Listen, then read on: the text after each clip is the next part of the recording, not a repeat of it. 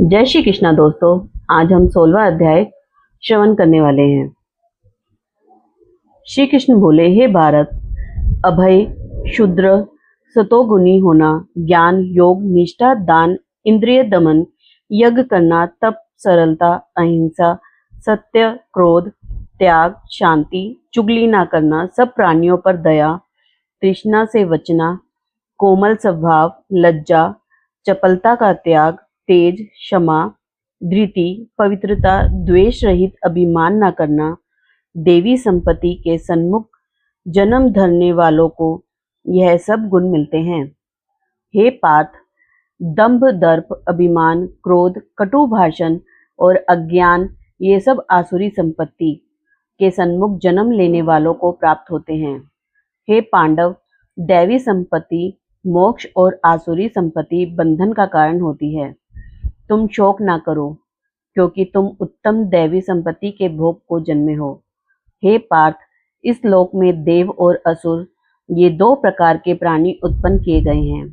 देवी का विस्तार पूर्वक वर्णन कर चुके, अब आसुरी को सुनो। धर्म में प्रवृत्ति और अधर्म में निवृत्ति असुर लोग नहीं जानते। उनमें ना सोच, ना आचार और ना सत्य ही है। वे संसार को असत्य, निराधार और अनिश्वर कहते हैं।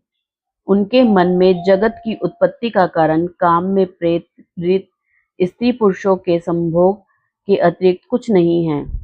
मलिन आत्मा, अल्प बुद्धि, दारुण कर्म करने वाले इस संसार को नष्ट करने के हेतु पैदा होते हैं और दूषित काम के आश्रित होकर वे दंभी, मानी और मद से युक्त पुरुष नीच कर्मों में प्रवृत्त होते हैं। वे मृत्यु पर्यंत चिंता से ग्रसित हैं। कामोपयोग ही सब कुछ है, इसी को सर्वस्व मानते हैं। अनेक आशा रूप पाशों से बंधे काम क्रोध में तत्पर, कामोपयोग के लिए अन्याय से अर्थ संचय की इच्छा करते हैं। मैंने आज यह पाया, इस मनोरथ को पाऊंगा, यह है और धन भी मेरा हो जाएगा। यह शत्रु तो मैंने मारा, दूसरों को भी मारूंगा। मैं ईश्वर, भोगी, सिद्ध, बलवान और सुखी हूँ। मैं धनी कुलीन हूँ। मेरे समान दूसरा कौन है? मैं यज्ञ करूंगा, दान भी करूंगा।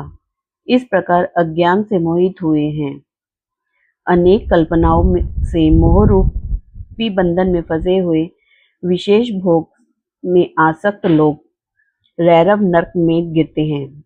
अपनी बड़ाई आप करते हैं, धन धान्य के मद में चूर रहते हैं। शास्त्रोक्त विधि छोड़कर केवल नाम के लिए यज्ञ करते हैं।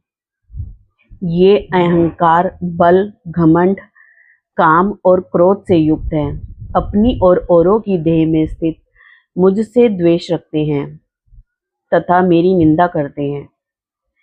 इन द्वेष करने वालों, क्रूर और अधम पापियों को मैं संसार की आसुरी योनि पाकर वह मूर्ख मुझको पाए बिना ही अंत में अधोगति को प्राप्त होते हैं। काम, क्रोध और लोभ ये तीन नरक के द्वार हैं जो आत्मा का नाश करते हैं। इस कारण तीनों को त्यागना चाहिए। हे कांते, उन तीन नरक द्वारों से छूटा हुआ मनुष्य अपने कल्याण को सुकृत करता है, तब उत्तम गति को पाता है। जो शास्त्रोक्त विद्वानों को छोड़ स्वेच्छा अनुसार कर्म करता है, वह सिद्धि को नहीं पाता, सुख को नहीं पाता और परम गति को नहीं पाता। अतएव कार्य और अकार्य इनको जानने के लिए शास्त्र प्रमाण है। शास्त्रोक्त विधान जानकर उसी के अनुसार कर्म करना चाहिए।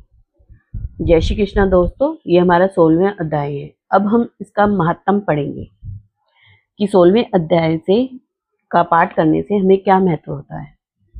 श्री नारायण जी बोले, हे लक्ष्मी, सोरठ देश था जिसके राजा का नाम खड़गबाहु था।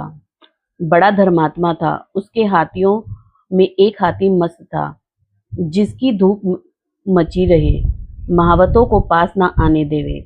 जो महावत उस पर चढ़े उसी को मार डाले। हाथी के पाँव में जंजीर बंधी रहे। उसके खेत में राजा ने और देश के महावत बुलाकर कहा, कोई ऐसा होए जो इस हाथी को पकड़े, मैं उसको बहुत धन दूंगा। हे लक्ष्मी, उस हाथी को किसी ने नहीं पकड़ा। एक दिन हाथी नगर में चला गया। सामने एक साधु चला आया। लोगों ने उस साधु से कहा, हे संत जी, यह हाथी आपको मार डालेगा। संत ने कहा, तुम देखो श्री नारायण जी की कैसी शक्ति है। हाथी की क्या शक्ति है जो मुझको मारे? मेरे नजदीक नहीं आ सकता। साधु ने नेत्र पसार कर देखा। हाथी ने सूंड के साथ साधु की वंदना की। साधु ने कहा, हे गजेंद्र, मैं तुझे जानता हूँ। पिछले जन्म में तू पापी था। मैं मेरा उद्धार करूंगा, चिंता मत कर। हाथी बारंबार चरण छूता, माथा नवाता था। लोगों ने देखकर राजा को खबर की। राजा भी वहां आया। देखा तो हाथी साधु के आगे खड़ा है। तब साधु ने कहा, अरे गजेंद्र, तू आगे आ। हाथी ने आगे हो चरण वंदना की। उस संत गीता पाठी ने कमंडल से जल लेकर मुख से कहा, गीता के 16वें अध्याय का फल इस हाथी को दिया। इतना कह जल छिड़कने से हाथी देह को छोड़ देवदेही पाई, विमान पर चढ़ बैकुंठ हो गया। राजा ने संत को दंडवत प्रणाम किया और कहा, संत जी, आपने कौन सा मंत्र कहा जिससे इस अधम दुखदायक को सद्गति प्राप्त हुई? संत ने कहा, मैंने गीता के 16वें अध्याय का फल दिया है, नित्य ही मैं पाठ करूंगा।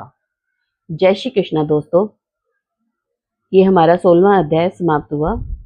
17वें अध्याय के लिए मेरे चैनल को सब्सक्राइब करें और मेरे साथ बने रहें। जय श्री कृष्ण।